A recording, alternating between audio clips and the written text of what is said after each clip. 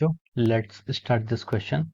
So this question says the angular speed of a wheel is 88 radian per second.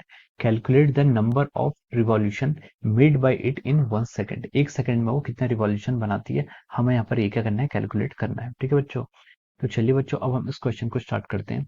तो देखिए बच्चों, इस question का जो आपका की कॉन्सेप्ट है, इस क्वेश्चन में आपको क्या एंगुलर स्पीड यहाँ पर कैलकुलेट करनी है। ठीक है, सॉरी, यहाँ पर हमें क्या करना है, नंबर ऑफ रिवॉल्यूशन कैलकुलेट करना है। ठीक है, तो हमें यहाँ पर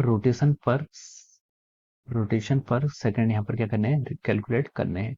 रोटेशन पर सेकंड यहाँ पर कैलकुलेट करने हैं। ठीक है, तो चलिए अब हम इस क्वेश्चन को आगे स्टार्ट करते हैं। ठीक है, तो देखिए इस क्वेश्चन में उसने बोला है कि हमें angular speed of a wheel is 88 radian per second. ठीक है, हमें एंगुलर स्पीड दी हुई है। एंगुलर स्पीड मतलब हमें ओमेगा गिवन है कितना, 88 रेडियन पर सेकंड, ये आपको गिवन है। और पूछ रहा है कि calculate the number of revolution made by it in 1 second. ठीक है, 1 सेकंड में कितने रिवॉल्यूशन लेना है। तो देखिए हमें पता है कि जो आपका एंगुलर स्पीड होती है, एंगुलर स्पीड को हम क्या लिख सकते हैं, 2π/t।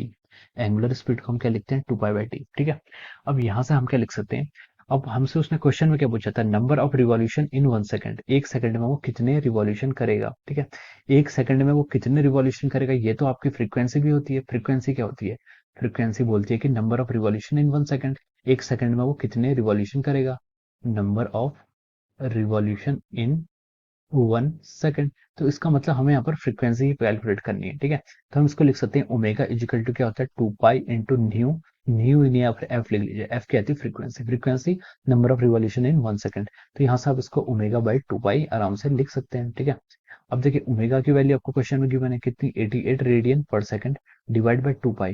2 इंटू पाई, पाई को हम क्या लिख सकते हैं यहाँ से, 3.14। ठीक है, पाई की वैल्यू यहाँ से इतनी आ जाती है।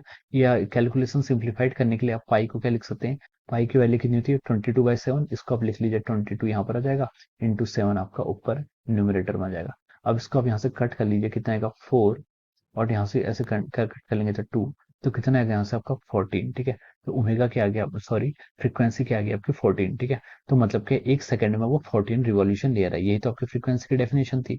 मतलब क्या है, 1 सेकंड में वो आपका कितना, 14 रिवॉल्यूशन कंप्लीट कर रहा है। ठीक है, calculate the number of revolution made by it in 1 second. तो 1 सेकंड में वो आपका 14 रिवॉल्यूशन कर रहा है। ठीक है, 14 revolution is the final answer of your question. ठीक है, तो ये क्या हो जाएगा, आपका इस क्वेश्चन का फाइनल आंसर हो जाएगा।